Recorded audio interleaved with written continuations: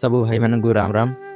ସୂର୍ଯ୍ୟଙ୍କର ପ୍ରଥମ କିରଣ ପୂର୍ବରୁ ଆମ ଗାଁର ପିଲାମାନେ ଫୋନ୍ ଦେଖିବା ପରିବର୍ତ୍ତେ ଚାଲି ଆସନ୍ତି ଶଙ୍ଖସ୍ଥାନକୁ।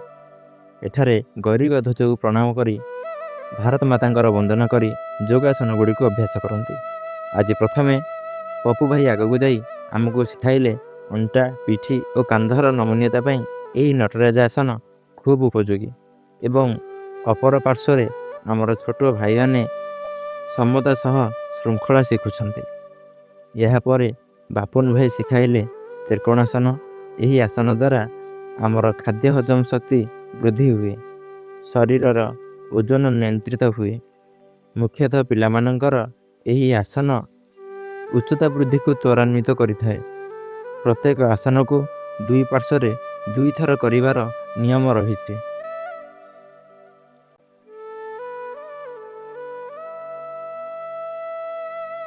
ଏହାପରେ ଆମେ କଲୁ ବୃକ୍ଷାସନ। ଏହି ଆସନରେ ଆମ ଦୃଷ୍ଟିକୁ ସାମ୍ନାରେ ଏକ ବିନ୍ଦୁ ଉପରେ ସ୍ଥିର ଭାବରେ ରଖିବାକୁ ପଡ଼େ।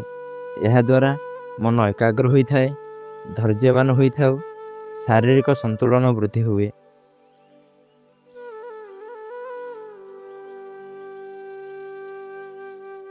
ଏହି ଆସନରେ ପ୍ରଥମେ ସନ୍ତୁଳନ ପାଇଁ 2 ହାତକୁ ଅଣ୍ଟାରେ ରଖିବା।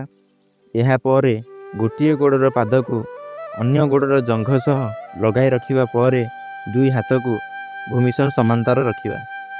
ଏହାପରେ 2 ହାତକୁ ମୁଣ୍ଡ ଉପରେ ନମସ୍କାର ସ୍ଥିତିରେ ରଖିବା। ଏହା ପୂର୍ଣ୍ଣ ସ୍ଥିତି।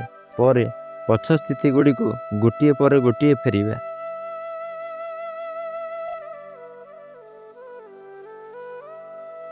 ପରିଶେଷରେ ଆମେ ସମସ୍ତେ ଆନନ୍ଦଦାୟକ ଖେଳ ଖେଳି ଘରକୁ ଫେରୁ। ଆଉ ଆପଣମାନଙ୍କ ସହ ଦେଖାହେବ ଅନ୍ୟ ଏକ ଶାଖା ସମୟରେ। ସେ ପର୍ଯ୍ୟନ୍ତ ଜୟ ହିନ୍ଦ, ବନ୍ଦେ ମାତରମ୍, ଭାରତ ମାତା କି ଜୟ।